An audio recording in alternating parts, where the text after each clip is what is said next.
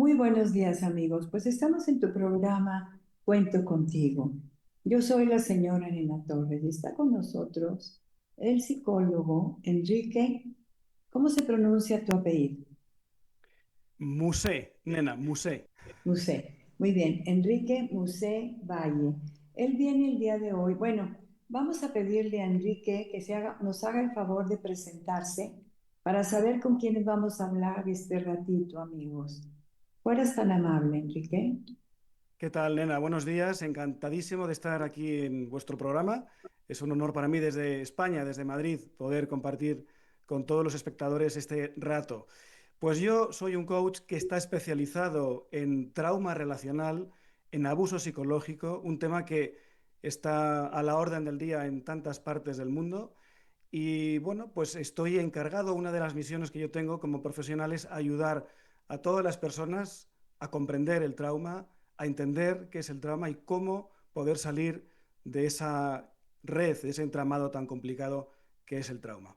Así que yo me dedico también a la parte particular, para personas que quieran hacerlo de forma individual, como también a la parte de empresas que también tienen pues unos sistemas humanos que necesitan también entender qué es el trauma y para poder desarrollar mucho mejor su labor dentro de la empresa. Muy bien, pues entonces ya escucharon ustedes, amigos, quién es Enrique Musé. ¿Correcto? Ay, qué bueno que dije bien. Enrique Musé. Muy bien, pues vamos a empezar, amigos, con algunas cosas que pienso yo que pueden ser de interés para toda la familia. Cuando vivimos un trauma, un evento que puede aterrarnos, ¿qué pasa con el cerebro? ¿El cerebro entra en modo de supervivencia? ¿En de qué? Se podría decir que sí, pero para hacerlo mucho más accesible a la gente, podemos decir que sufre una especie de sobretensión. Digamos, para entenderlo, si estuviésemos enchufados a la electricidad, el cerebro, pues de pronto tiene una sobretensión, un exceso digamos, de energía, de fuerza, que deja al cerebro completamente, digamos, con ese cableado delicado, pues casi fundido, casi, pues, destrozado. Ahí está, empieza el problema, porque el cerebro, entonces, una vez recibido el impacto, ya no funciona de la misma forma que funcionaba antes. Ah, muy bien, entonces fíjense, amigos, esto es muy importante para todas aquellas personas o amigas, digo, o familias que tengan eventos muy complicados o muy difíciles de procesar. Como el dolor es muy fuerte, Enrique, la mente lo disocia para poder seguir viviendo. Sí, es correcto. El cerebro, digamos que para entender un poco, nena, lo que preguntas sobre el impacto, el trauma, hay que definir, como ya hemos hecho, qué es el trauma, que es ese impacto es enorme, en el cual pues, el cerebro no es capaz de procesar, no es capaz de digerir. Si quieres, después podemos hablar también de los tipos de trauma, porque no todos los traumas son exactamente lo mismo, pero digamos que la conclusión o el efecto es prácticamente el mismo, pero hay que ver cómo se produce para poder diferenciar. Hay personas que no entienden bien lo que es un trauma y yo creo que es necesario que podamos poner hoy sobre la mesa lo que es. Pero efectivamente el cerebro compartimenta todos esos efectos, esos eventos que ha tenido, los compartimenta y para poder sobrevivir, efectivamente hay una disociación, digamos, de esas partes del cerebro que se fragmentan, por así decirlo, para poder sobrevivir, literalmente, y vivir la vida prácticamente o sobrevivir en la vida sin morir en el intento. Por eso el cerebro, digamos que parcela en diferentes estratos todo ese trauma acumulado, ese trauma impactado, para poderlo romper, porque el bloque entero es indigerible, tiene que romperlo, parcelarlo en trozos para poder, digamos, un poco mantenerlo en juego.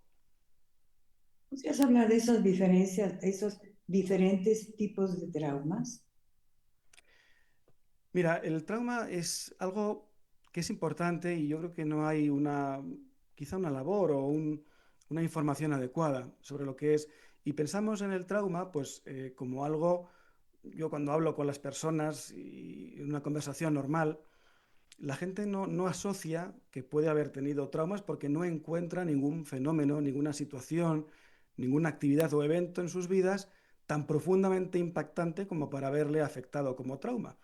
Digamos que el trauma podríamos verlo como un hematoma, un golpe, ¿no? Que recibimos, igual que tenemos un golpe, nos damos un golpe en el brazo y nos sale un hematoma visible, morado, pues el trauma es un poco pues, un hematoma, pero invisible, porque está dentro de nuestra mente, de nuestro cerebro, y no se ve tan fácilmente. Entonces, puede suceder que hayamos tenido una vivencia pues muy fuerte, muy impactante, como por ejemplo pues la muerte de un familiar, un accidente de tráfico, una enfermedad grave, bueno, en fin, cualquier cosa que se nos pueda ocurrir, una relación horrible con alguien horrible. Entonces, eso es algo que recordamos y que podemos pensar con claridad, ¿no? Pues recordamos esos eventos. Cuando eso pasa, pues es fácil, digamos, entre comillas, detectar de dónde viene todo eso. El problema es cuando el trauma no es tan evidente, no es tan claro y se compone de pequeños sucesos, pequeñas acciones, pequeños eventos que van sucediéndose en el tiempo poco a poco, pero que van, digamos, acumulándose. Entonces, vale, yo recibo un golpe muy fuerte y me sale el hematoma, pero si recibo golpes pequeñitos en el mismo sitio, al final la zona también voy a verla, se va a ver afectada, se va a inflamar o voy a tener dolor. Pues hay trauma que se va acumulando lentamente, poco a poco, por sucesos que a veces ni siquiera la persona los es capaz de detectarlos, pero que en la mente es igual el efecto que un gran golpe. Entonces ahí es más difícil porque cuando se le pregunta a la persona si te ha pasado algo, te ha ocurrido algo grave, no detecta, no sabe lo que le ha pasado. Pero al final el efecto es el mismo y se produce el famoso trastorno de estrés postraumático que estamos poniendo ahora, se está viendo en pantalla, el famoso TEP, ¿no? Ese es el efecto del impacto del trauma, tanto el fuerte directamente como la acumulación de pequeños impactos en nuestra mente. Y los pequeños impactos pueden ser en el colegio, que un niño te pegó, luego le pegaron a tu amigo y tú te impactaste y ya te fuiste a tu casa como si nada hubiera pasado, que al ratito te hicieron bullying o al ratito tuviste, todos esos son pequeños impactos que se van acumulando. Claro que sí, nena. Son impactos. El bullying, por ejemplo, que hablamos del bullying, es un tema muy profundo y muy serio, ¿no? Pero yo te diría, fíjate, por supuesto que sí, en el colegio se producen situaciones que van, a lo mejor no son tan claras como, porque el bullying, el problema que tiene el bullying, hacemos un pequeño paréntesis, es que solo se ve cuando ya ha sucedido algo, ¿no? Algo grave. El niño o la niña, pues ya tiene las consecuencias, pero antes de eso hay un proceso que se va dando, que es donde las instituciones deberían tener presentes. Pero bueno, claro que el bullying, el trauma se produce en el colegio y por supuesto que se produce también en las casas, en los hogares, ¿no? Porque todo es una cadena. Pero a veces el trauma, estos impactos pequeñitos que tú dices, son pequeñas acciones que no se detectan como tales.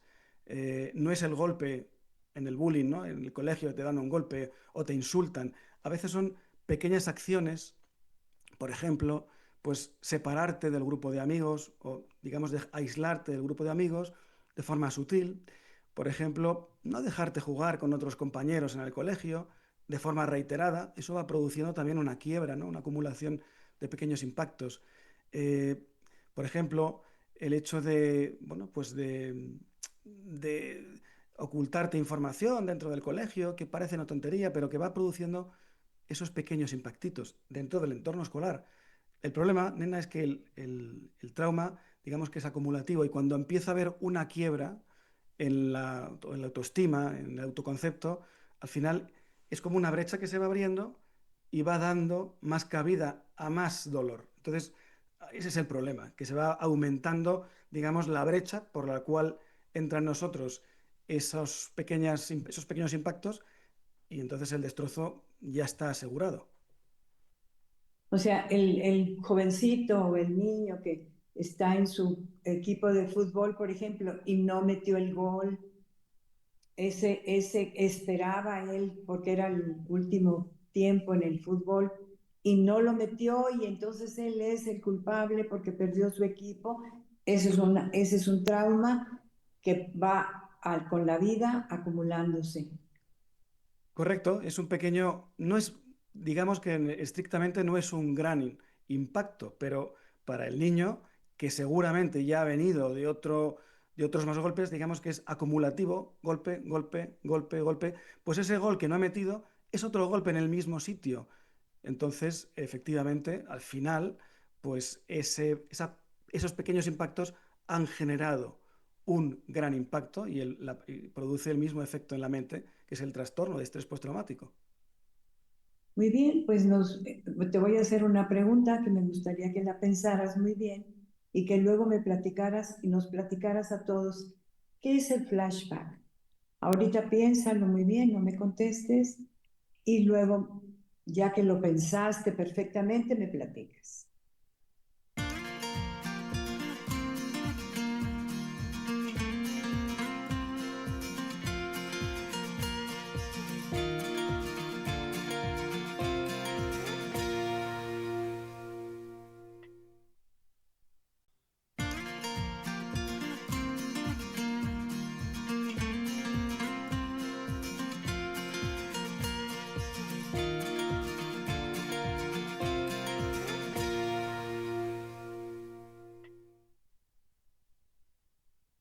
¿Qué pensaste, Enrique? Eso del flashback, porque lo ponen además en inglés y pues las personas que no entienden eso, ¿qué quiere decir? Pero ¿podrías platicarnos qué es el flashback? Claro, nena, vamos a decirlo un poco de forma sencilla, que la gente lo pueda entender, que seguro que han oído muchas veces hablar de la palabra flashback. Vamos a decir que el flashback es como un viaje en el tiempo de la mente. Digamos que hay un momento en el cual el cerebro, nuestra mente está dañada por todo el impacto recibido y digamos que se queda anclado. Hay unas distorsiones, hay una afectación una vez que se produce el daño, sea por un impacto fuerte, por la acumulación que decíamos antes de pequeños impactos, pero el cerebro queda dañado y queda de alguna forma anclado o mantenido en el momento, en ese momento del daño, cuando se ha producido el daño, y el flashback no es ni más ni menos que la reacción que tiene la mente a algo que ya se ha producido, pero que en ese momento no está sucediendo. Es decir, algo que me ha pasado, esa acumulación que he tenido, la mente queda, digamos, fijada en ese momento de daño, de dolor, y entonces cuando seguimos viviendo, porque hay que seguir viviendo, lógicamente, hay momentos en el que el cerebro, digamos, retoma esas mismas características que inicialmente sufrió, que es ese daño. Por tanto, aunque no se esté produciendo el daño, aunque no haya un daño en el tiempo presente, el cerebro reacciona de la misma forma, con la misma intensidad que sufría cuando recibía ese daño. Eso lo podemos ver muy bien, por ejemplo, es un caso muy clásico, ¿no? De los veteranos de guerra.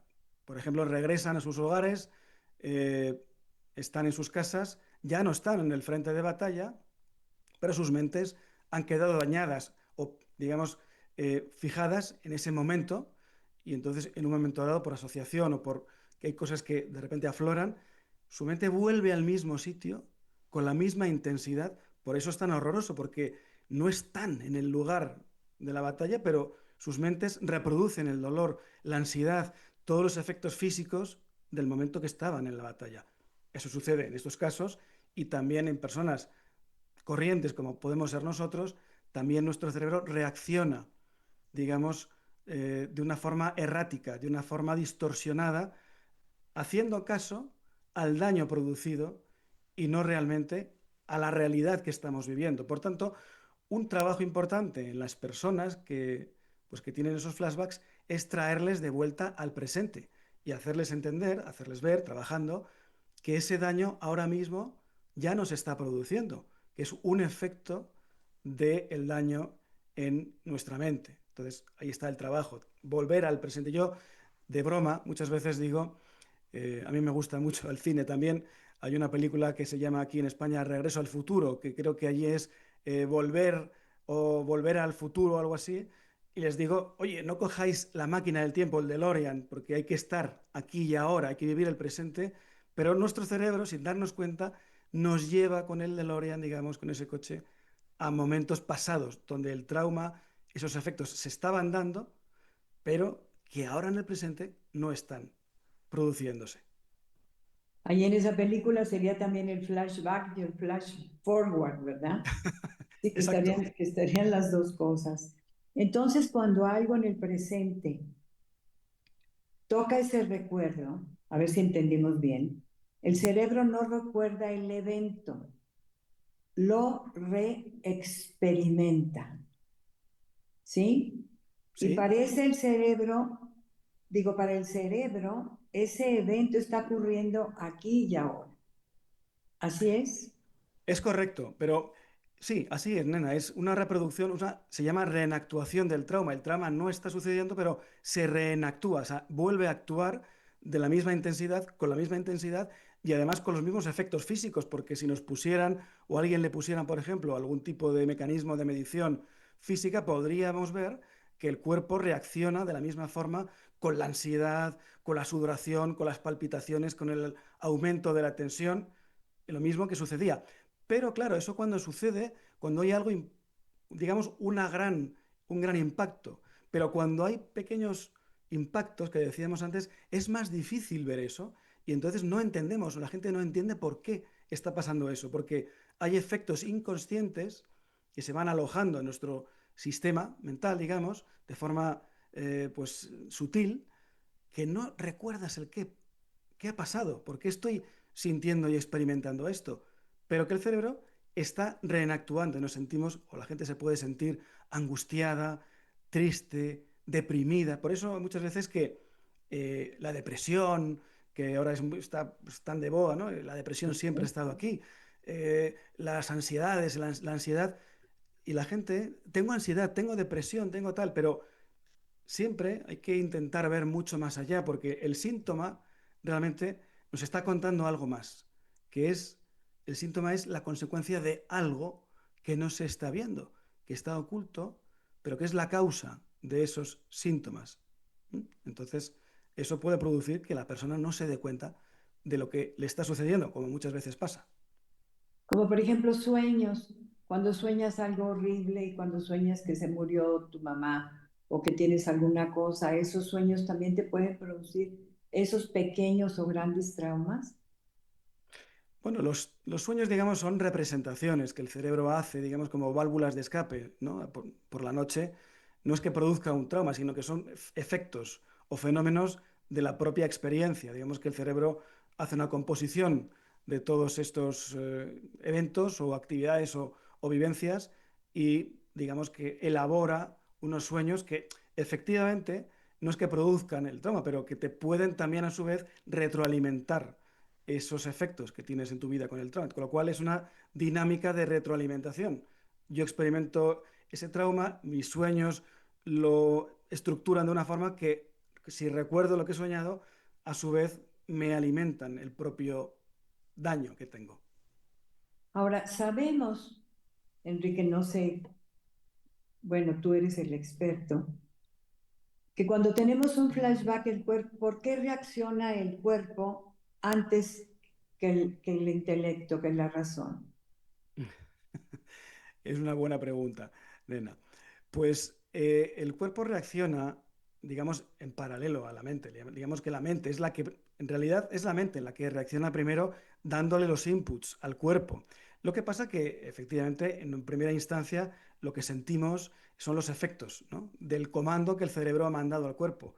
Volver a sudar, volver a tener ansiedad, pero se está produciendo en el cerebro esa activación, digamos, de esos eventos o ese evento que se ha producido y es el propio cerebro el que manda la instrucción a nivel químico, sin meternos en muchos temas técnicos, ni muchísimo menos, pero hay una activación neuroquímica que, digamos, produce los mismos efectos que producían, ¿no? En el momento de la actividad.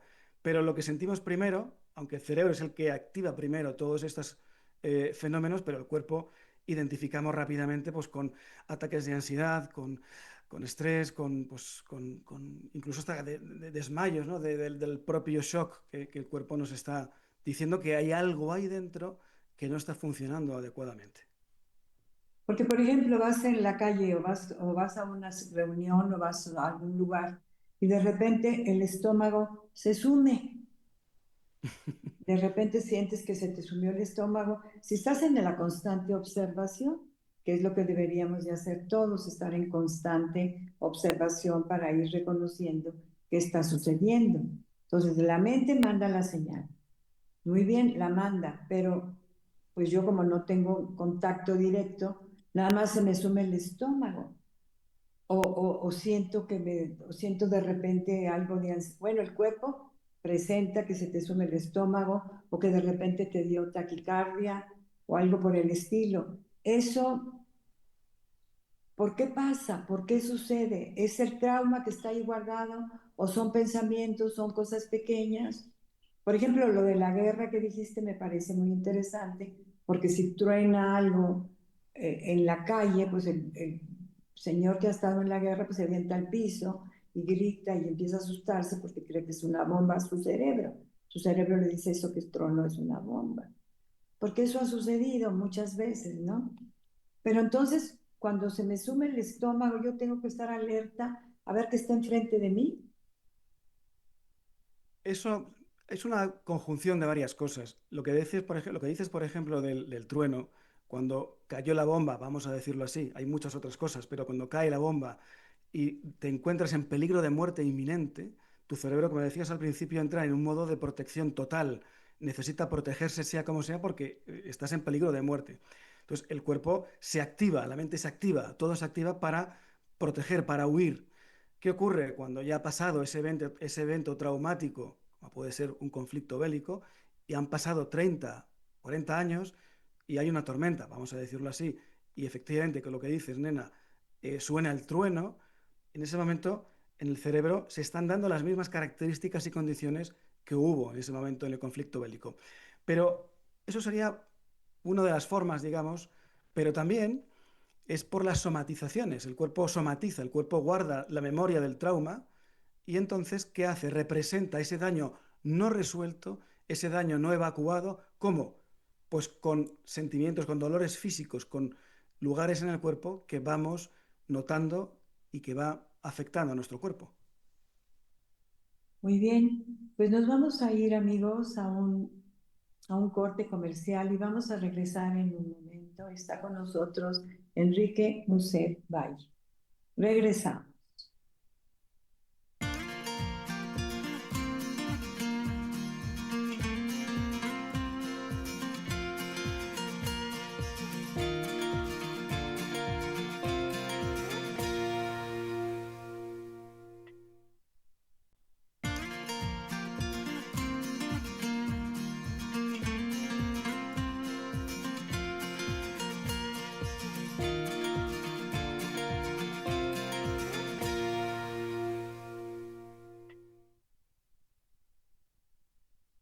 Regresamos a tu programa Cuento Contigo, amigos. Está con nosotros el psicólogo Enrique Musé Valle.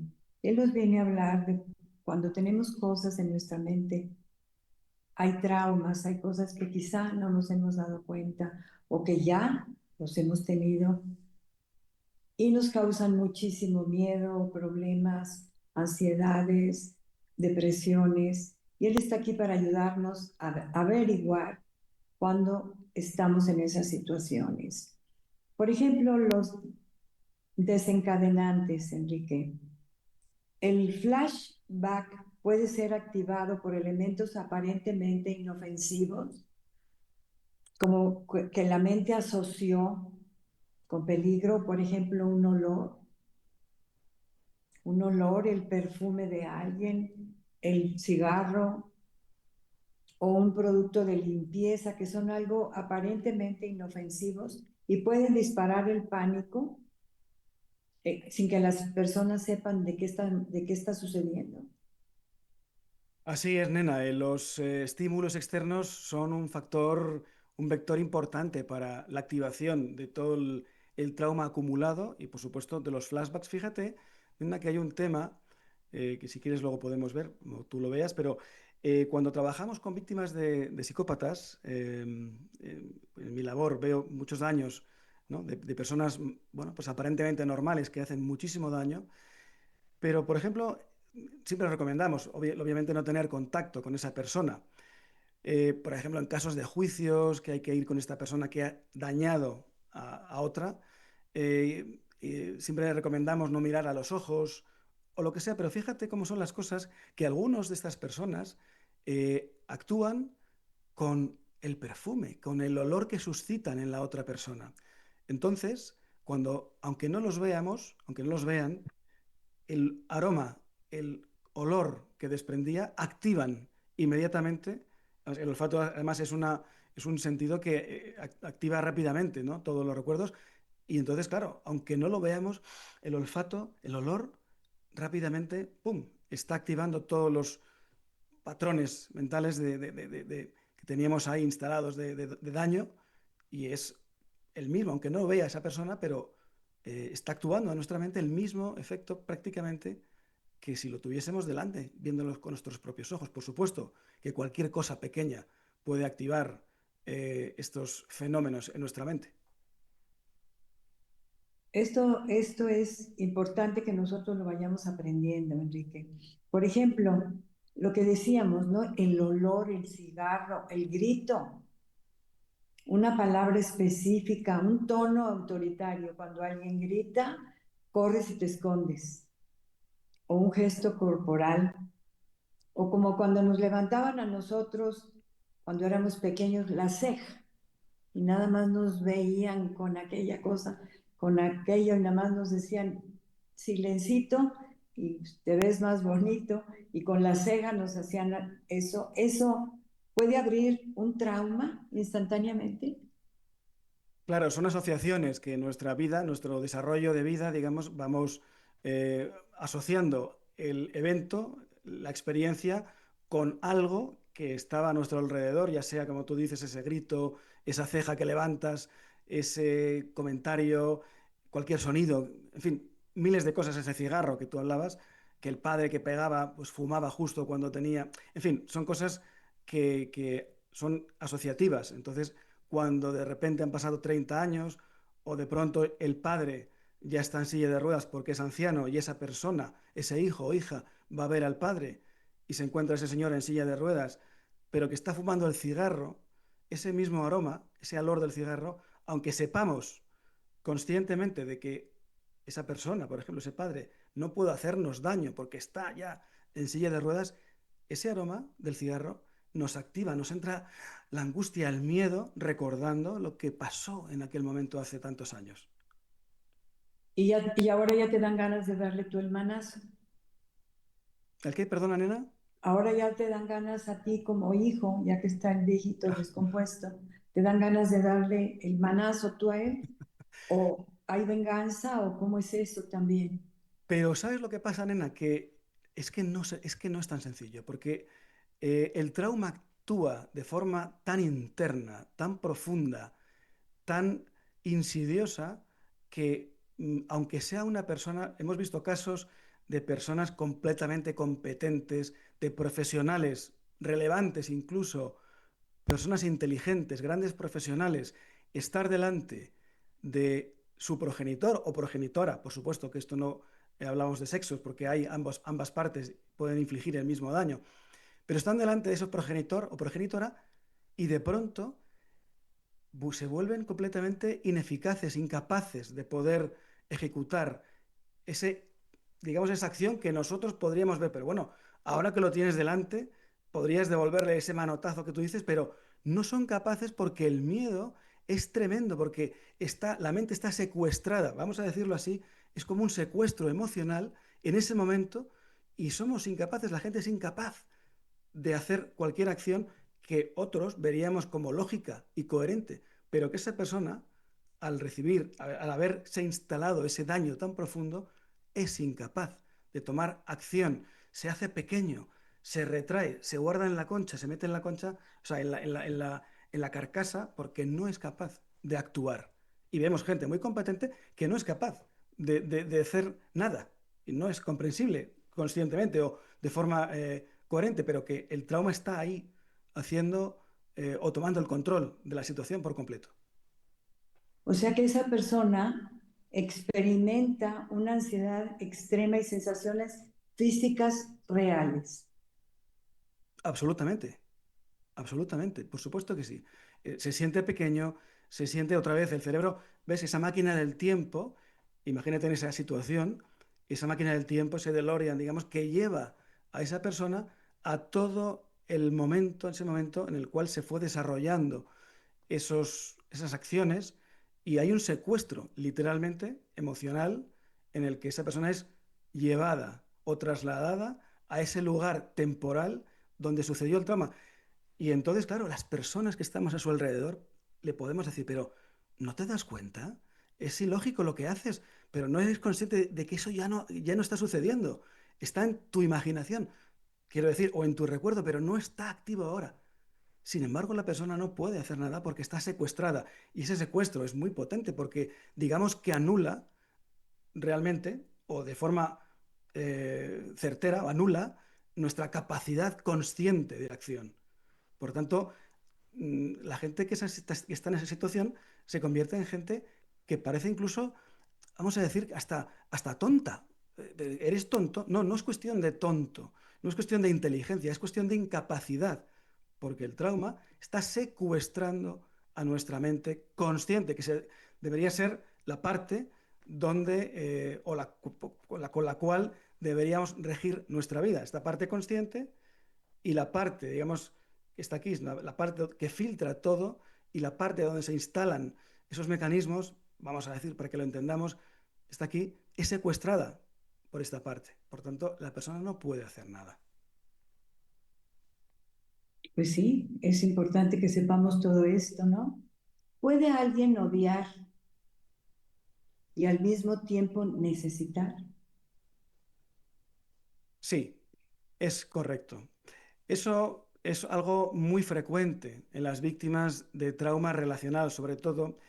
El trauma relacional es diferente a otros traumas porque tiene que ver siempre con nuestros...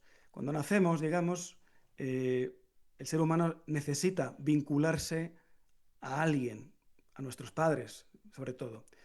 Digamos que estamos prefijados o programados para que cuando nacemos nos tengamos que vincular. Cuando hay esa necesidad de vinculación con un padre, una madre o con quien esté cerca de nosotros, que el cuerpo, la mente necesita vincularse, asociarse con alguien, pero ese alguien que debería ser el protector es el que inflige el daño, se produce un trauma relacional importante. Entonces se da la característica de que la mente, nosotros, las personas, necesitamos, por una parte, vincularnos, ¿m?, a esa persona, a ese ser, padre o madre o quien sea, más directo, pero por otra parte, esa persona que nos tenía que dar cariño o acogernos se ha convertido en alguien que nos ha infligido daño o que no ha hecho lo que tenía que hacer. Por tanto, hay una dualidad, una dicotomía en la mente en la cual necesitamos, por una parte, aferrarnos o vincularnos o querer, ¿no?, de alguna forma, pero a la vez hay algo que no cuadra, como que odio esto, pero a la vez lo necesito. Entonces, esa dualidad es el gran conflicto en muchas cuestiones de trauma relacional, que la gente no entiende esta dualidad. No entiendo porque odio a mi padre o odio a mi madre, pero a la vez la necesito. Entonces, el comportamiento es, la necesito, pero a la vez me llevo mal. Entonces, no se entiende bien. Hay que profundizar en todos estos aspectos para poder tener claridad. Cuando se entienden las cosas, es mucho más fácil poder actuar en consecuencia, pero si no hay información, lógicamente, por mucho que pensemos, no podremos dar con la clave. Pues a eso venimos aquí, ¿verdad? A dar información. Esa persona queda totalmente confundida. Entonces te voy a hacer una pregunta. ¿Qué es el secuestro amigdalino? Piénsala y ahorita nos platicas.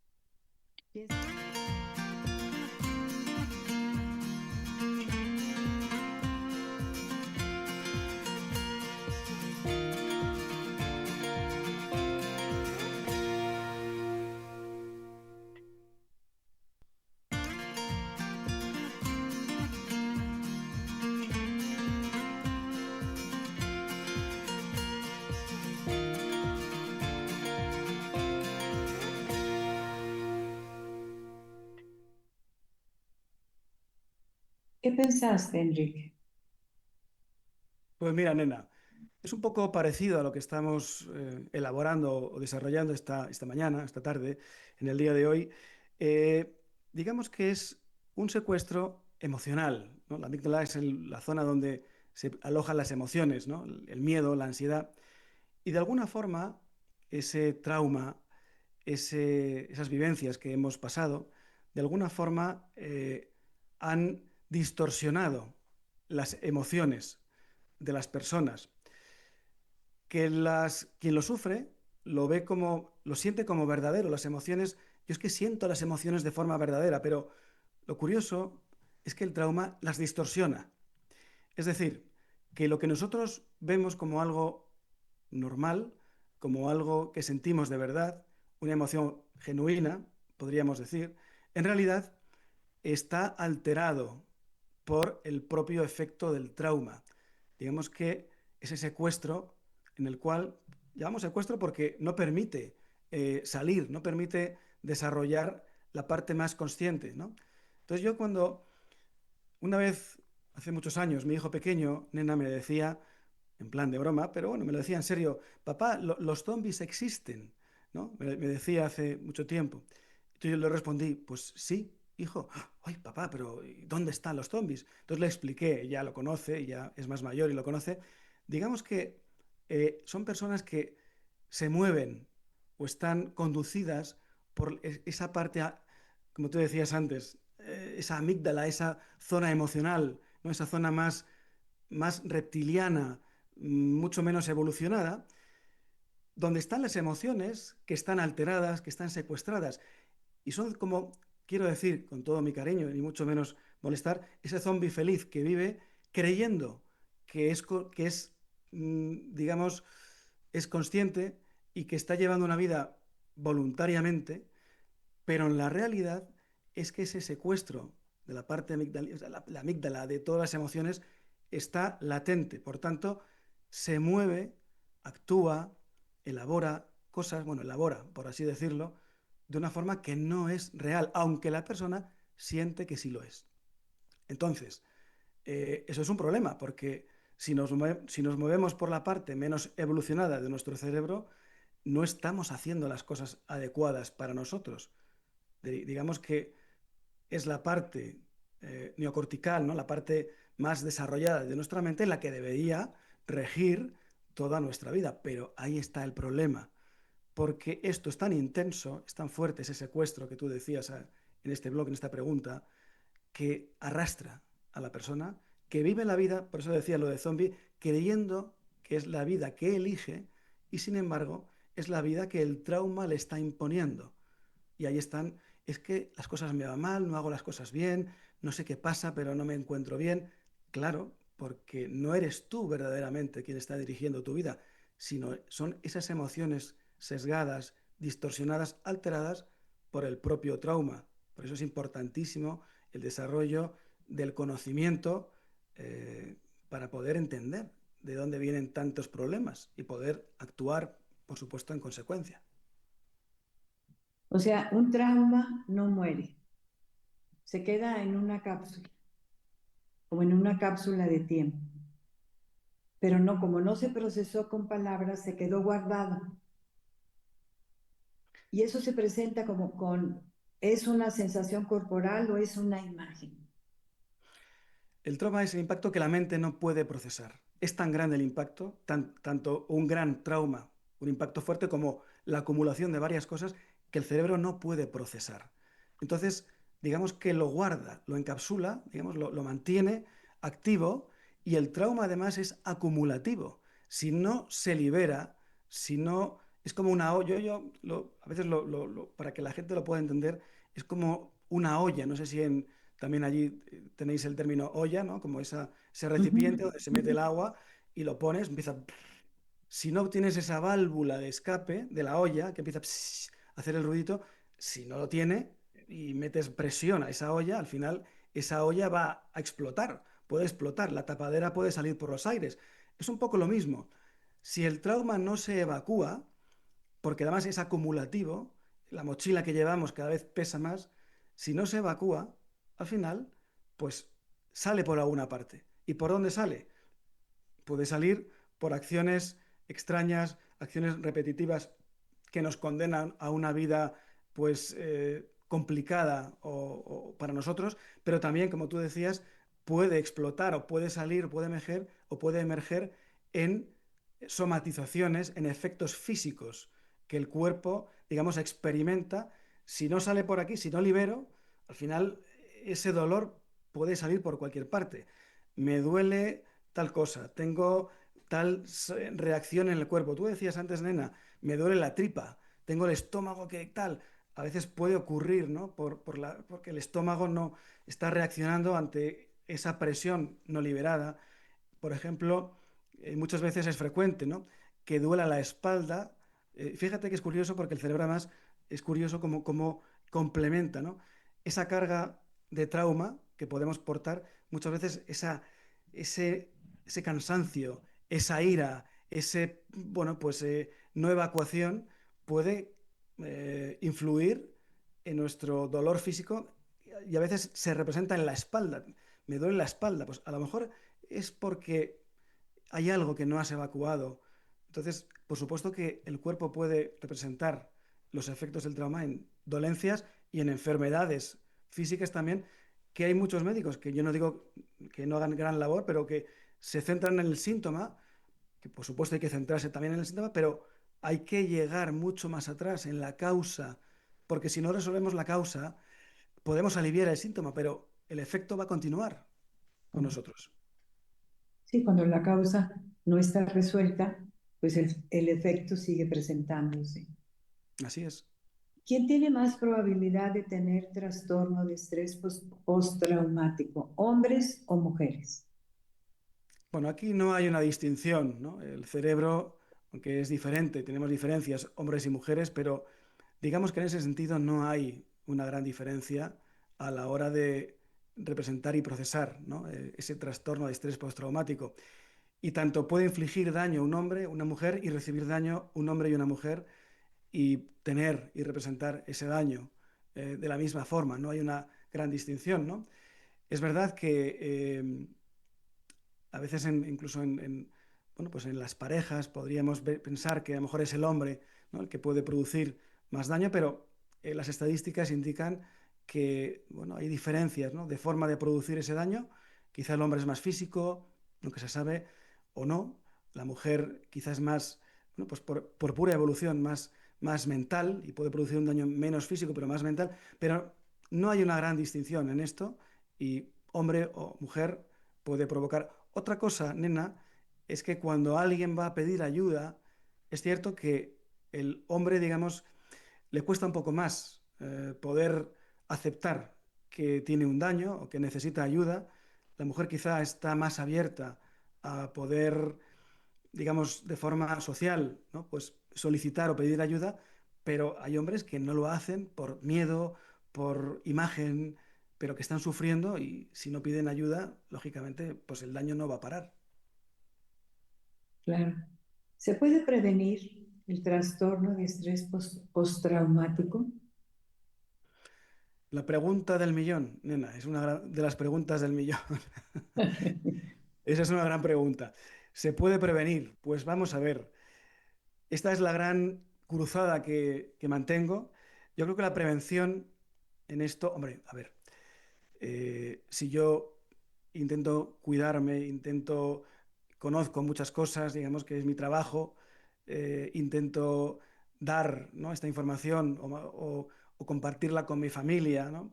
A nivel familiar también, por supuesto, con gente que me pide ayuda profesionalmente, pero voy un día por la carretera y tengo un accidente de tráfico, pues claro, voy a recibir un impacto que me va a provocar trastorno de estrés postraumático, un impacto importante.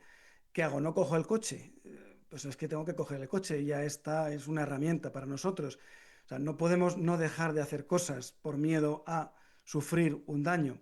Otra cosa es que eh, tengamos una formación, unas herramientas de prevención que nos puedan permitir no caer quizás en, en las redes, ¿no? De este mundo que nos está imponiendo día tras día, porque este mundo, como bien sabes, nena, es un mundo complicado que nos ha tocado vivir ahora y estamos sometidos a, no es que sea, siempre ha habido problemas en el mundo, pero esta era de la comunicación y de la sobreinformación, pues evidentemente no ayuda, ¿no?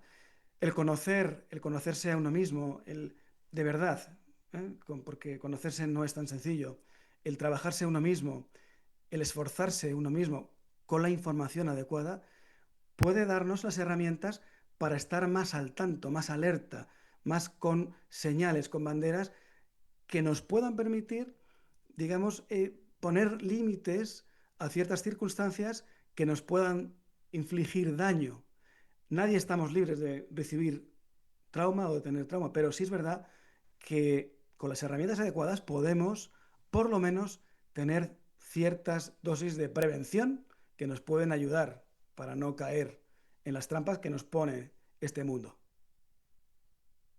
No, y que a veces nosotros también nos ponemos, ¿verdad?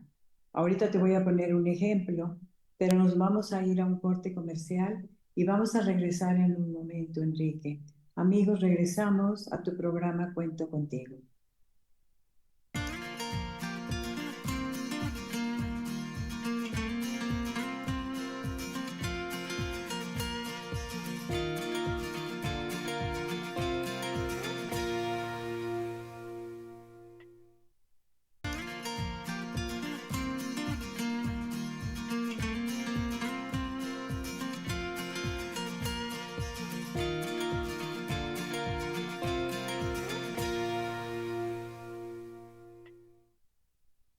Regresamos a tu programa Cuento Contigo, amigos. Estamos con Enrique Musé Valle. Él viene a informarnos qué es pues el trauma, el trastorno de estrés postraumático. Y hablábamos de prevención. ¿Cómo podemos prevenir algo en nosotros? Por ejemplo, una persona mayor, Enrique, que está poniendo su árbol de Navidad o quiere arreglar la cortina de su casa y se sube en un banco. Y lógicamente ya tiene 79 años y se cae. Y tiene un trastorno postraumático. Tenemos que prevenir pequeños detalles como esos para no caer en ese tipo de cosas. Si tenemos una abuelita viejita en la casa, no dejar el jabón tirado en el baño porque se puede caer. Si viven varias personas en la misma casa y tienen un baño y los muchachos se bañan corriendo y se van y dejaron el jabón y la viejita que no ve bien, ahí fue a dar. ¿Qué te parece esas prevenciones? A ver, platícanos, Enrique. Bueno, ahí yo creo, nena, que es una prevención lógica, coherente y algo que deberíamos todos, eh, bueno, incorporar, ¿no? Sobre todo con la gente mayor. Eso son cosas muy, yo creo que lógicas, de sentido común, ¿no? Pues no dejar cosas, si hay gente mayor viviendo en una casa, pues tiradas en el suelo o jabones que puedan resbalar. Pero claro, aquí yo creo, yo voy un poco más allá, nena. Y hay veces que la gente mayor también, pues también tiene sus efectos, ¿no? De ese trauma y a veces, pues pueden pensar, ¿no? Que todavía pueden subirse a esa banquetita, a poner el árbol y a lo mejor no aceptar que ha llegado ese momento, pues que otros pueden ayudarle a poner el árbol, ¿no? Con esto quiero decir que, por supuesto, que tienen que tener autonomía, pero también es verdad que el trauma sigue afectando con la edad. Esto no, si no se libera, como decíamos, no se va a eliminar. Entonces, hay veces que se ha caído, vamos a decirlo así, del árbol de Navidad porque se ha subido a la banqueta porque hay algo que le ha llevado a no aceptar que todavía tenía la edad correspondiente, que estaba pues con ciertos dolores y se ha subido a la banqueta. Entonces, digamos, podríamos decir que ese efecto de que se ha subido a la banqueta y se ha caído.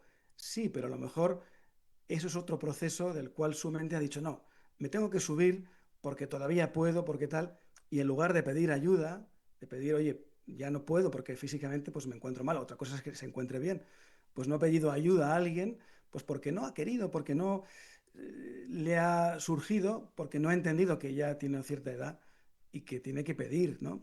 Quiero decir, hay muchas formas de poder intervenir y tener herramientas. Lo que dices, Nena, por supuesto, tiene todo el sentido. Son herramientas del día a día para preservar, ¿no? Que haya procesos bueno, pues de dolencias, sobre todo con la gente mayor.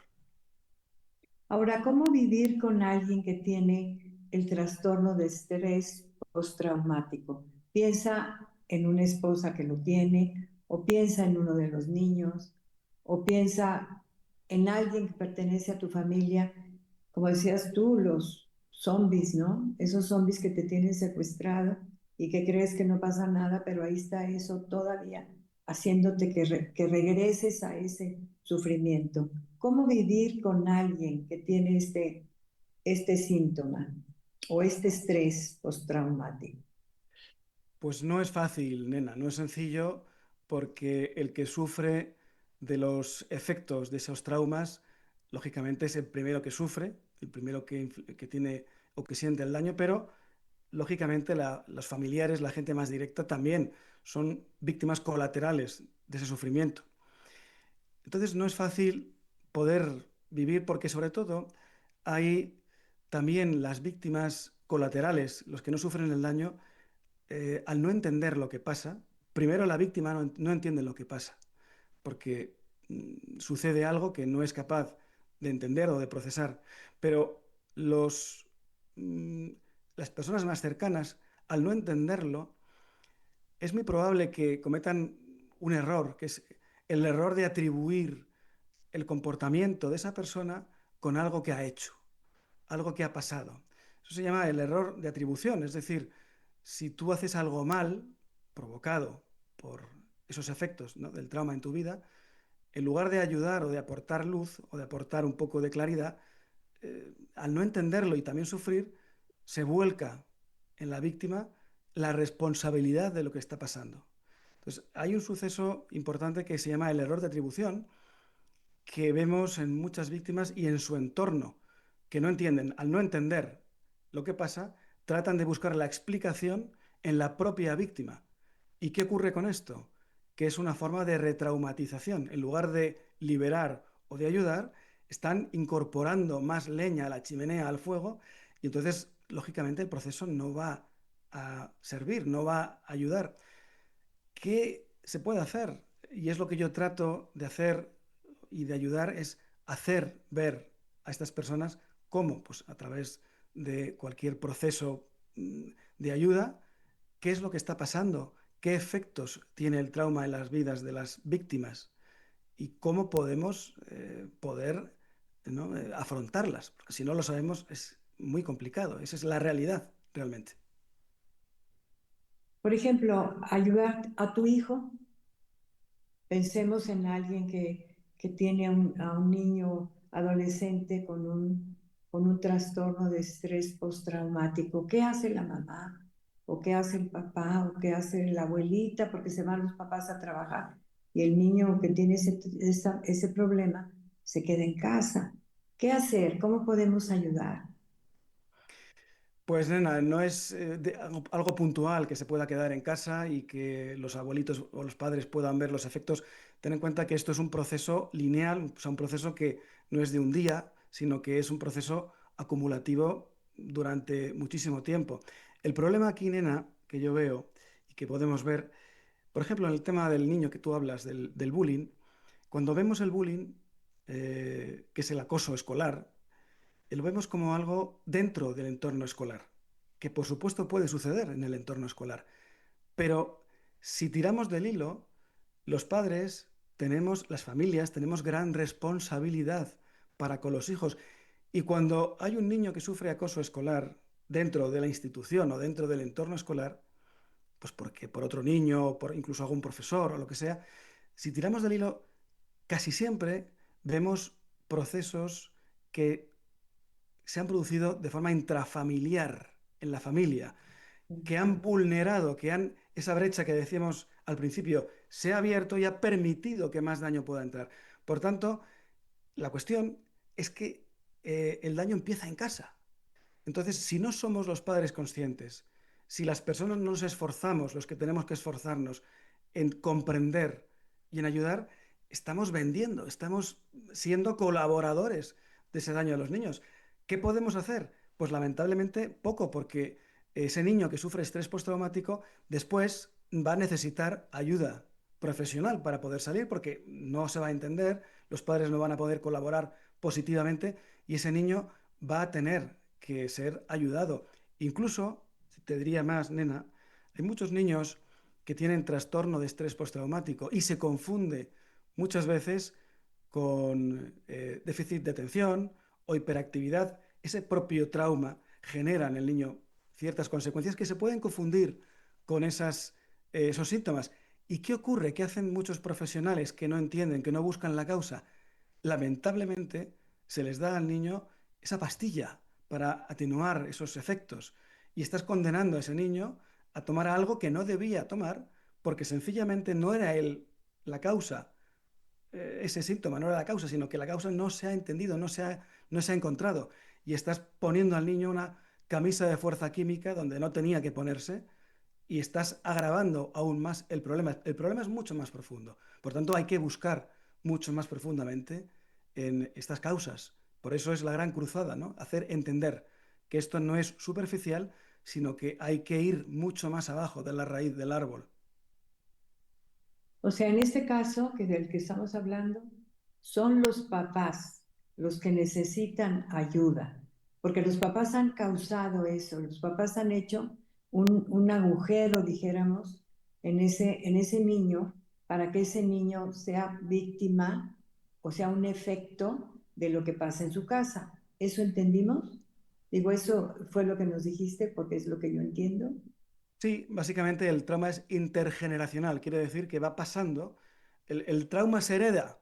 Hombre, podría decir, la respuesta es sí, genéticamente. Oiga, pues mire, no. Se trata de que el comportamiento de unos afectan a otros. Por tanto, el trauma se hereda generacionalmente. Si los abuelitos han sido de una forma, han tenido sus traumas, han, digamos, provocado otros efectos en sus propios hijos, en otras circunstancias, otros tiempos, y esos hijos, a su vez, provocan otros efectos en sus propios hijos. Por tanto, si no se rompe esa cadena de trauma o de efectos traumáticos intergeneracionales, eso no va a cambiar. Por eso muchas veces se dice, eres igual que tu abuelo, haces lo mismo que tu abuela. Claro, porque hay efectos que se van manteniendo estructuralmente dentro de la familia. Cuando yo voy al colegio de mis hijos a buscarles al colegio, no puedo evitar fijarme en los niños, lógicamente, en su comportamiento, pero también me fijo en los padres y veo que hay pues acciones de los padres que, bueno, pues no me cuadran tanto como podría ser y que tiene sentido con el comportamiento de los hijos. Por tanto, los hijos sí, pero busquemos también el comportamiento de los padres. Muy bien, nos vamos a ir a una pregunta. Necesito que la pienses muy bien. ¿Todos los padres están haciendo un tipo de evasión? Piénsalo y regresamos en un momento para que nos contestes.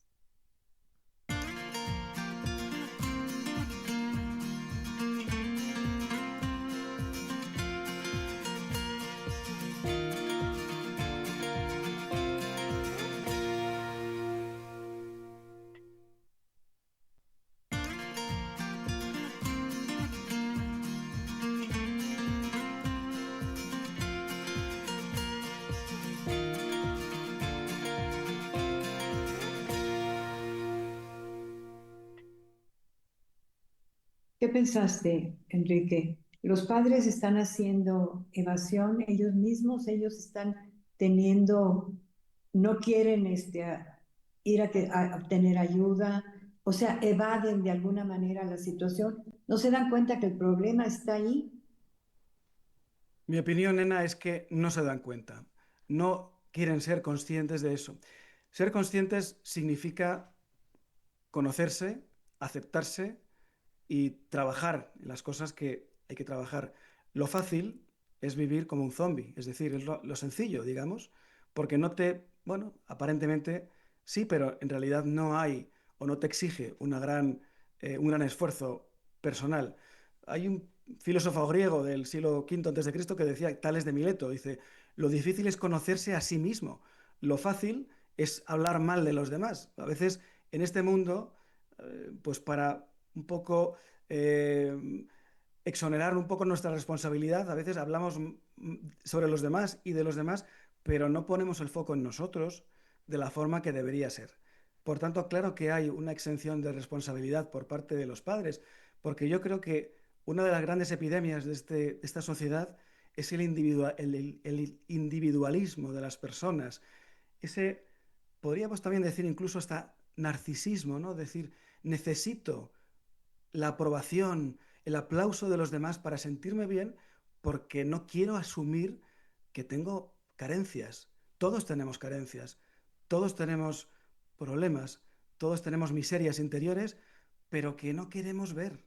Entonces, si no queremos aceptar eso, que es la primera instancia para poder mejorar y poder salir adelante conscientemente, lógicamente lo demás no va a funcionar.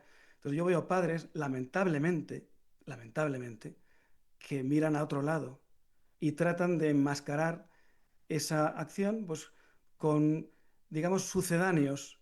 Al niño le regalan, le llevan, le quitan, fíjate lo que te quiero, pero en la esencia todo es artificial, es superficial. Para un niño, el niño no necesita, bueno, a todos nos gustan de pequeños que nos regalen cosas, pero el niño lo que quiere es que sea acogido, que el padre le quiera, que la madre le acoja, que le ayuden de forma incondicional. No te quiero ni te acepto por lo que haces, sino por cómo eres. Ahí está la gran diferencia. Por eso os digo, o te digo, nena, esa máscara, ese narcisismo, esa distorsión de la esencia del ser humano, que por desgracia hoy en día se está perdiendo. Por eso los valores tradicionales o lo que necesita el niño, que es ese abrazo de verdad, bah, pues no existe, es otra cosa, es otro sucedáneo, y así van las cosas. Sí, ahorita en la actualidad todo está en la superficie, todo está arriba en la superficie, no hay interiorización. Pero también hay papás que podríamos ser como algunos, como la que está platicando contigo, que pone hipervigilancia, que está constantemente pensando que le puede pasar o que tiene ya un síntoma o que, no le, o que le sucedió o que le ha dejado de suceder. Entonces está en esa hipervigilancia. ¿Qué sucede en la familia cuando hay una mamá nerviosa o un papá nervioso que tiene miedo de todo y está en hipervigilancia con sus hijos? El trauma afecta de muchas formas. Entonces, podríamos decir que hay efectos directos del trauma, el padre o la madre que pegan a los niños, que insultan a los niños, etcétera. Hay también traumas por omisión. Cuidado con esto, que es importante que se pueda entender.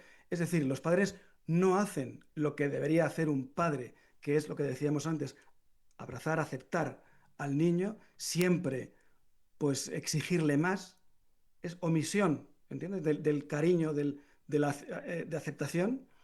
Y también hay otros traumas que se generan por exceso de. Es decir, para que nos entendamos, la hipervigilancia o la sobreprotección, podríamos decir, es una forma de maltrato más. ¿Por qué? Porque estás impidiendo el desarrollo coherente y lógico y natural del hijo, le estás impidiendo llevar a cabo una acción y que de esa acción se desprenda una consecuencia y que de esa consecuencia pueda aprender los efectos.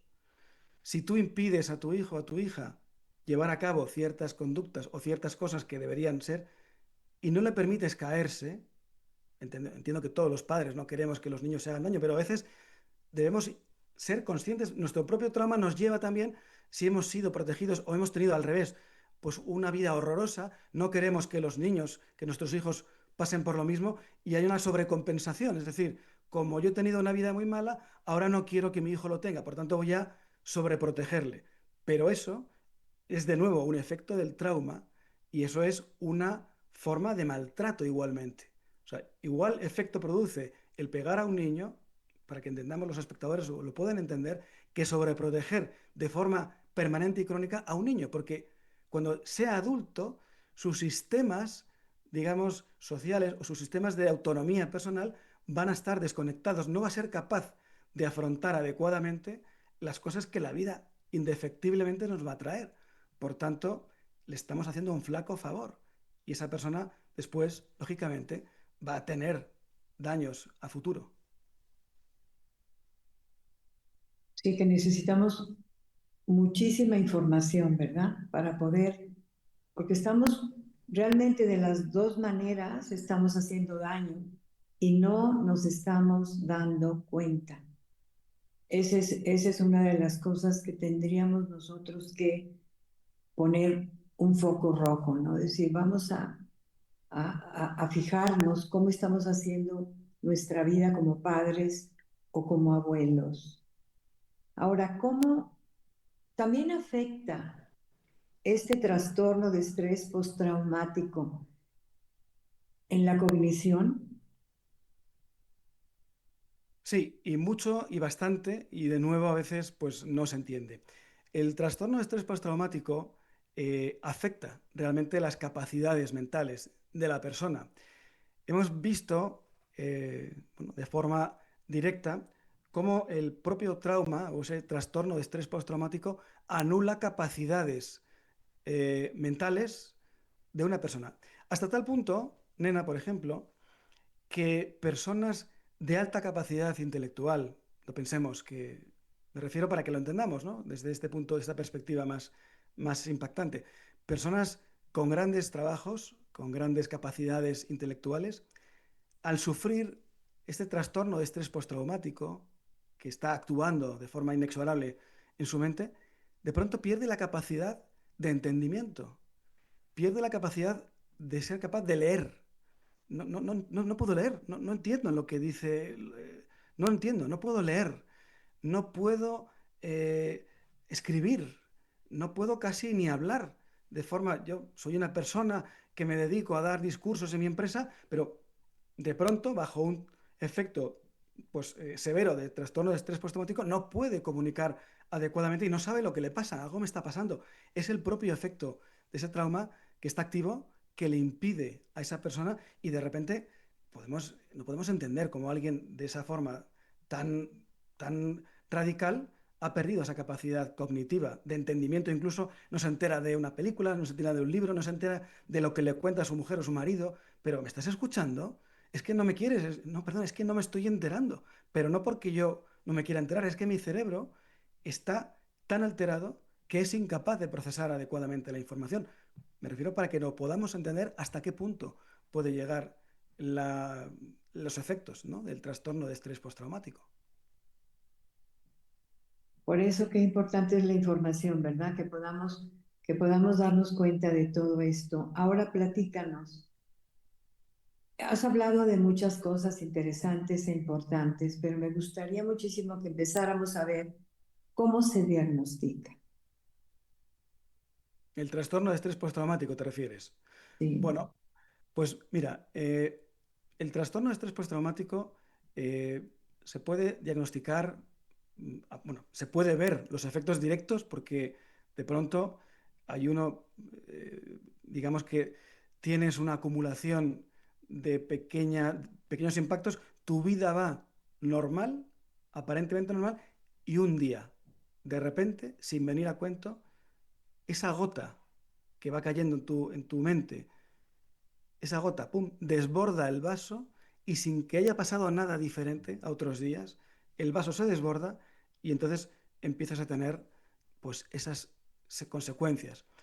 Se puede ver fácilmente, por supuesto se puede diagnosticar mediante pruebas, ¿no?, psicológicas o pruebas mentales, pero podemos verlo directamente en el propio discurso de la persona, ¿no? Que, cómo de pronto pues, tiene ansiedad, tiene estrés, ha tenido un momento de breakdown en su trabajo, ¿no? Ha roto ese día sin aparentemente que haya pasado nada nuevo, sucede un pequeño impacto y cae completamente exhausto o con un ataque de ansiedad. Entonces, esos son los efectos que claramente podemos ver de forma directa, pero hay otras pruebas que también permiten ver hasta qué nivel o qué profundidad de efecto tiene esas consecuencias en la mente de una persona. Pues nos vamos a ir a un corte comercial, amigos, y vamos a regresar en un momento. Estamos en Cuento Contigo y está con nosotros Enrique Musé Valle y nos viene a hablar ahora del trastorno de estrés postraumático que pues muchas personas tenemos y no nos hemos dado cuenta. Regresamos en un momento.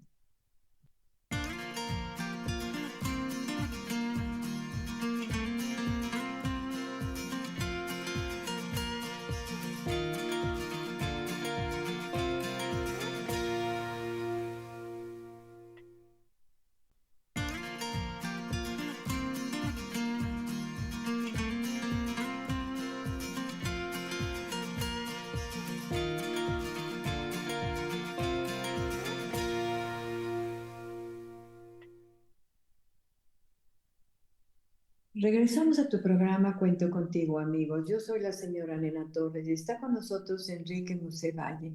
Y estamos hablando de cosas muy interesantes que nos podrían a nosotros cambiar la vida si las llegamos a entender.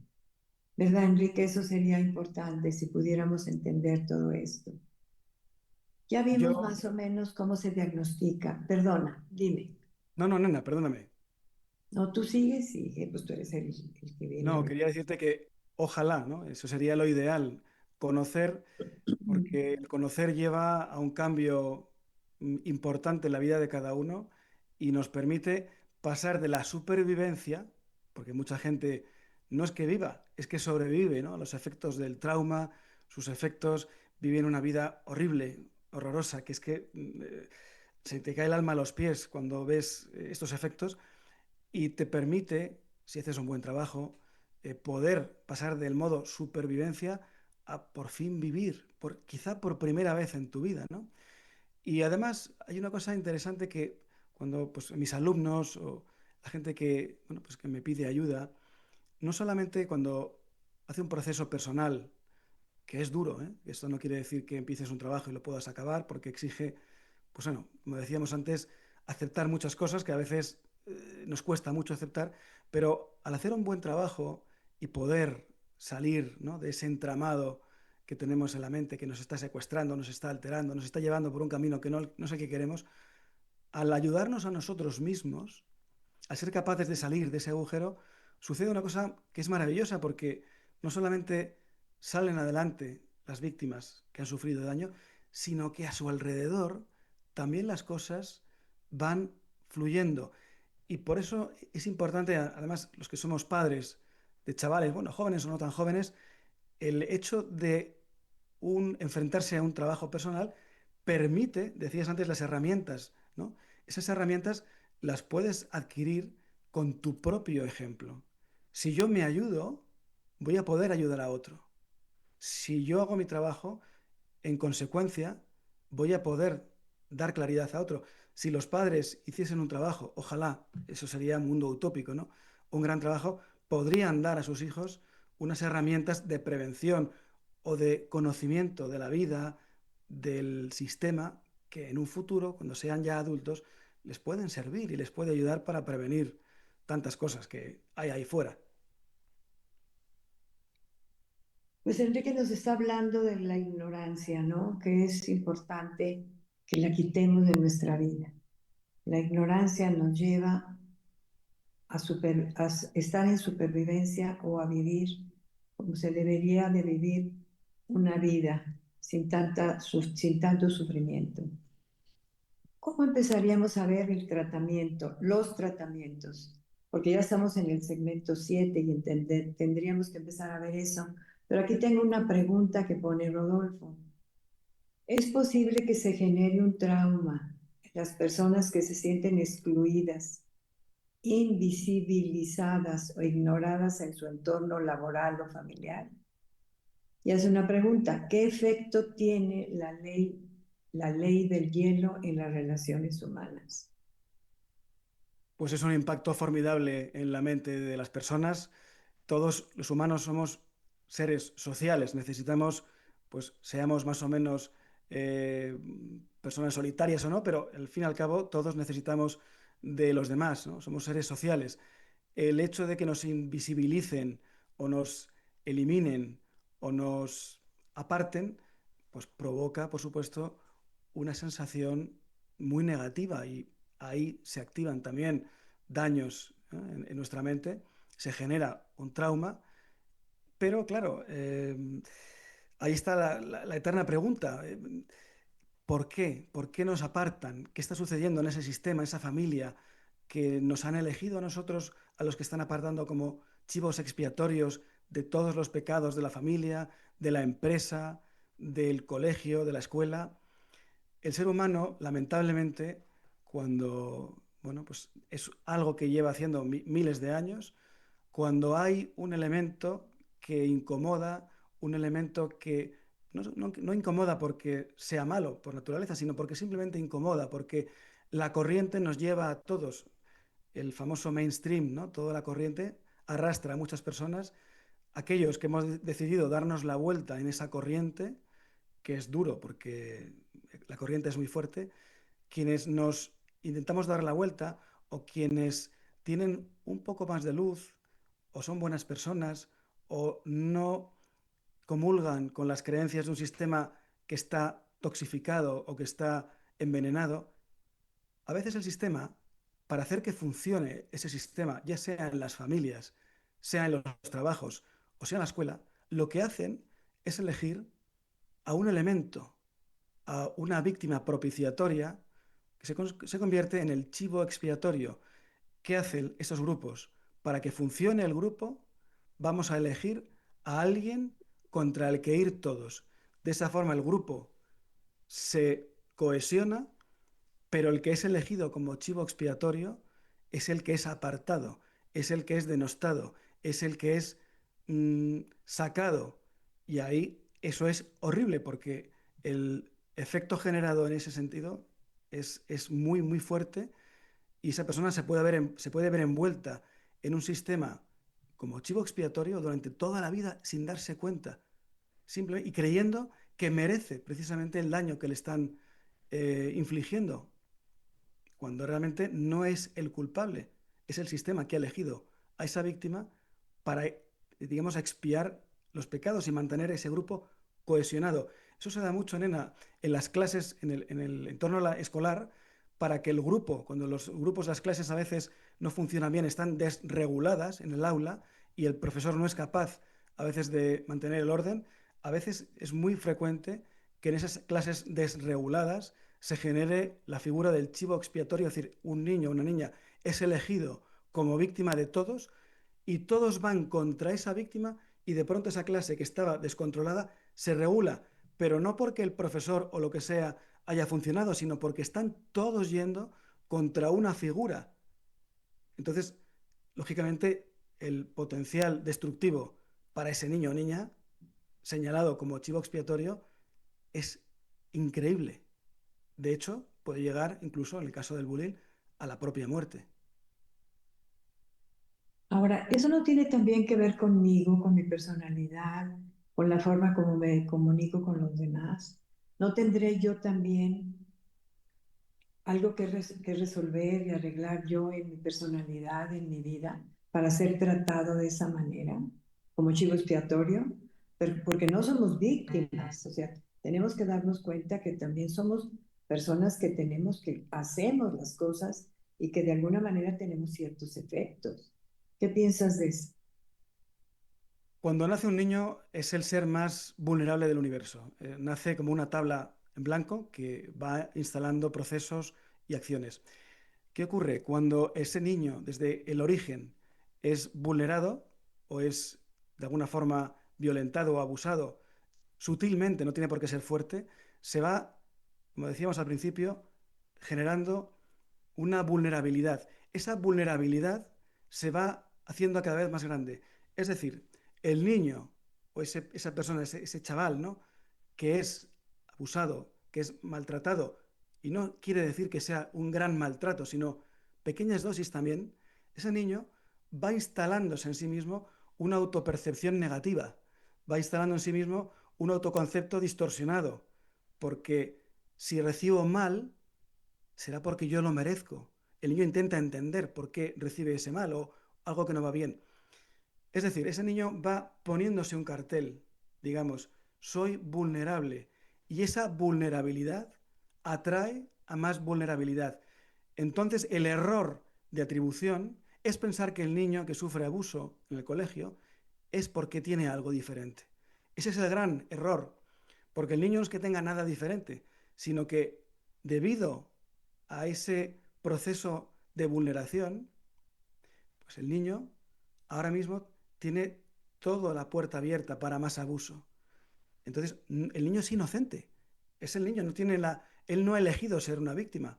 Le han hecho, le han programado, le están programando para ser una víctima. Entonces, el problema, nena, en todo esto es que hasta los profesores, incluso los padres, en el caso del el abuso escolar, dicen al niño, ¿qué ha pasado? ¿Por qué te pasa esto? Algo habrás hecho, algo habrás tenido, algo habrás tal. Le están atribuyendo al niño, de nuevo, la responsabilidad del abuso. Por tanto, eso es una nueva forma de abuso. Hay que tener muy claro, cuando doy conferencias sobre bullying, esto es un tema que siempre suelo recalcar. Cuidado con el error de atribución.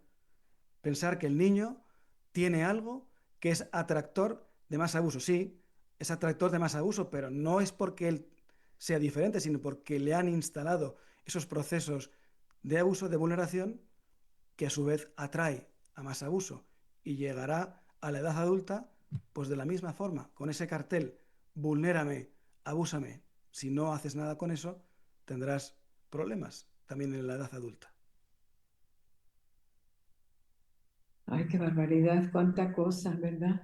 Tenemos que estar atentos y empezar a buscar información. Pues nos vamos a ir, ¿sí? Nos vamos a ir a una pregunta que me interesaría muchísimo que la pensaras muy bien. El adulto mayor, ahora envejecer es malo. Nada más la juventud tiene permiso de ser feliz. A todos los viejitos hay que excluirlos. Entonces, se invisibiliza al adulto mayor. Piénsalo muy bien y ahorita me contesta.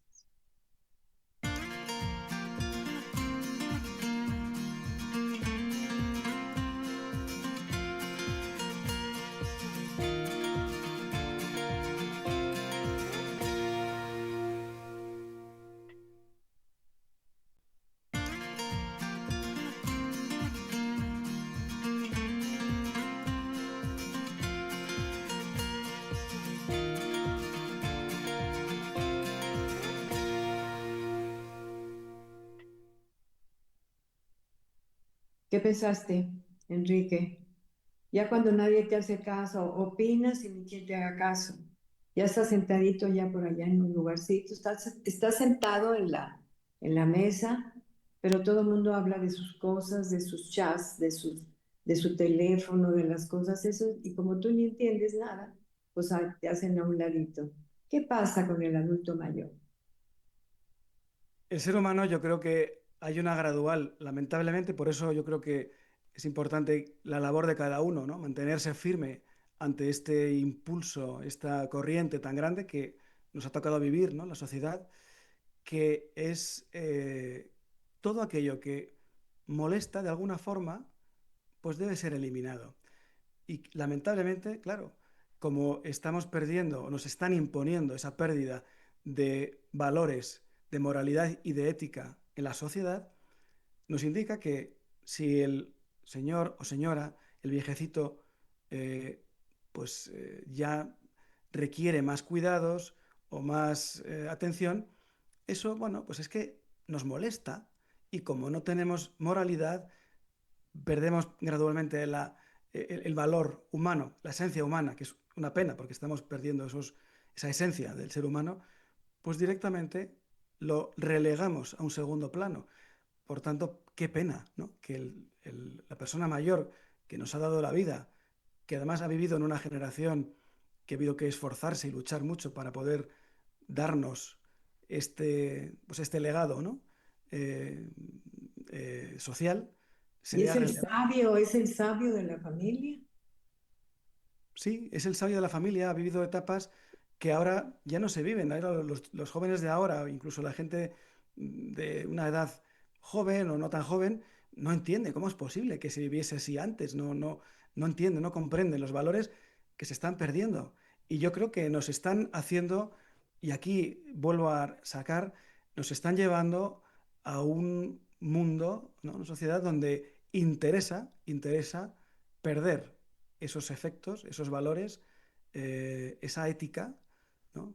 Para imponer unos criterios nuevos, unos criterios de pensamiento únicos, que efectivamente veo que el ser humano está adquiriendo, ¿no? Porque lo dicen, el sistema lo dice, porque el sistema lo impone, todo el mundo acepta sin cuestionarse el por qué me están diciendo esto.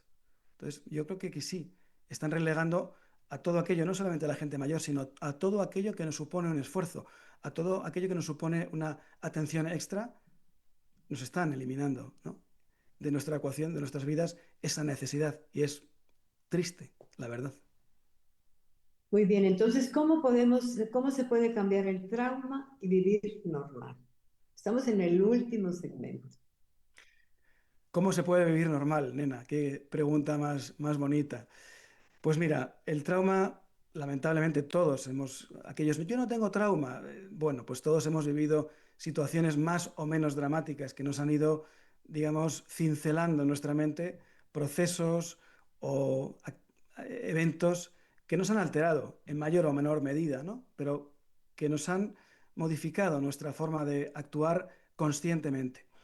¿Cómo se podría hacer eso? Todos aquellos que vivan con la duda, con esa... Yo veo que mucha gente, ¿no? Cuando acuden a mi ayuda o a pedirme ayuda, noto que muchos tienen un nexo común.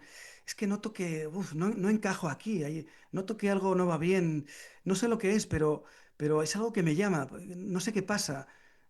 Eso, si alguien siente eso, yo siempre le recomendaría que busque ayuda, que no tenga vergüenza, que no se oculte, que sea valiente, porque hay que tener arrojo y valentía para poder enfrentarse a una situación, ¿no? A un proceso como este, y que busque ayuda profesional o por lo menos de gente que sepamos que tiene pues, un enfoque de vida quizá distinto al que nos imponen, pero sobre todo que busquen, que investiguen, que se cuestionen, por favor, que se cuestionen lo que en este mundo no hay que hacer todo lo que nos imponen, ¿no?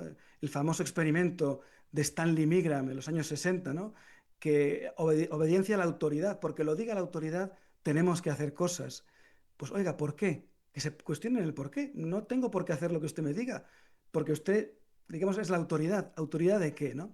Entonces, que haya cuestionamiento, que haya un replanteamiento de los valores y que busquen ayuda profesional y que piensen, que se cuestionen, que se metan, que hagan un trabajo personal y que lleguen a ese punto de comprender por qué en su vida ha podido pasar aquello que ha sucedido, que ellos no tienen la culpa, que son inocentes, porque todos somos inocentes, nos han hecho así, que no tengan esa sensación de culpabilidad, no se sientan culpables, porque nos han ido cincelando, dibujando así, y que, bueno, pues que traten de buscar esa información y que tengan valentía para aceptar lo que han vivido, para poder, digamos, salir de esa madriguera donde estaban recluidos y ver un poco la luz, porque hay gente que ni siquiera nunca ha visto la luz en sus vidas, ¿no? Han visto, siempre ha sido oscuridad, su vida ha sido triste.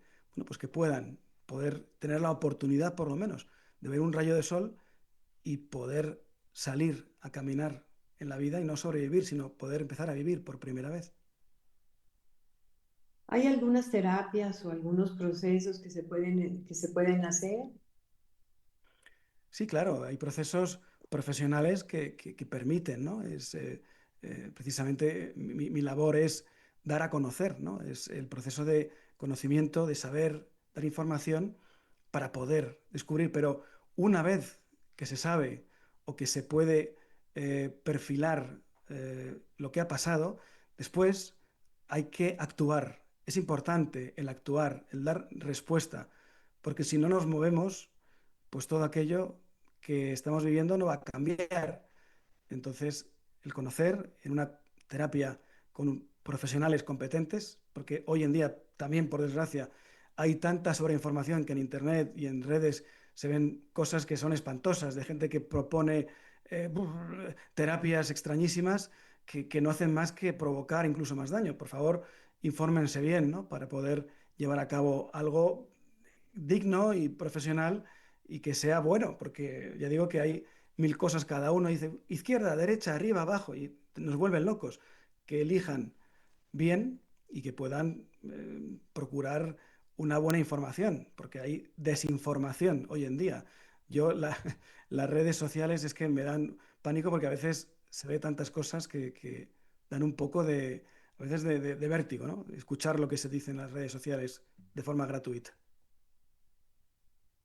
Ahora, pues ya vamos a terminar este programa, amigos, pero me gustaría hacerle una pregunta aquí a Enrique. ¿Hay alguna esperanza en la neuroplasticidad del cerebro? ¿El cerebro se puede recablear? Sí, claro que sí. El cerebro, digamos que una vez fundido por esa famosa sobrecarga, se puede reestructurar. Claro que sí. Esos filamentos, esos hilos, esos cables que están dañados, se pueden volver a unir. Esa neuroplasticidad, como el cerebro puede volver, ¿no? A reactivar su funcionamiento normal. Por supuesto que se puede hacer. Hay fórmulas. De hecho, los procesos de recuperación, las víctimas tienen en consideración ese recableado. De hecho, es recablear. El trabajo que yo hago es recablear la mente dañada por el trauma. Es precisamente lo que tú acabas de decir. Esa plasticidad neuronal, cerebral, consiste en volver otra vez, pero no volver otra vez como antes, sino volver a cablear, pero esta vez sí con los cables adecuados en los polos adecuados y poder tener por fin una comprensión no dañada, por lo menos clara de lo que ha sucedido y, bueno, pues poner esperanzas. Claro que hay esperanzas, claro que hay. Yo quiero acabar con esa oda a la esperanza, ese mensaje a la esperanza que yo he podido vivir en muchas ocasiones. Claro que hay, lo he visto. Gente que era imposible o procesos que parecían imposibles y de pronto pues han vuelto, han recuperado su esencia o han tenido esencia por primera vez y hay cambios que son extraordinarios, procesos que parecían imposibles y que al final pues han podido funcionar y para mí eso es una gran satisfacción, ver a alguien arrastrándose y después ver cómo me cuenta las cosas, cómo plantea la nueva vida, que tendrá sus problemas, por supuesto, no hablamos de eliminar los problemas, pero sí de afrontarlos de otra forma, con otra capacidad, otra entereza, otra claridad y otra luz y esperanza. Muy bien, pues entonces nos vamos a ir ya, amigos. Vamos a terminar este programa agradeciéndole a Enrique José Valle su presencia. Te agradecemos muchísimo por haber estado con nosotros, por haber aceptado esta invitación, por traernos todo lo que sabes a esta comunidad. Cuento contigo y al resto del mundo que pueda en algún momento ver y escuchar y entender todo lo que nos trajiste el día de hoy. Muchísimas gracias, Enrique. Te Gracias, agradecemos, Nena. te agradecemos muchísimo tu presencia. Gracias a toda la comunidad Cuento Contigo. Gracias a todos los que nos permiten llevar a cabo este programa. A todos aquellos que dan todo su esfuerzo, todo lo que hacen para llevar este tipo de programas con esta información tan, pero tan interesante.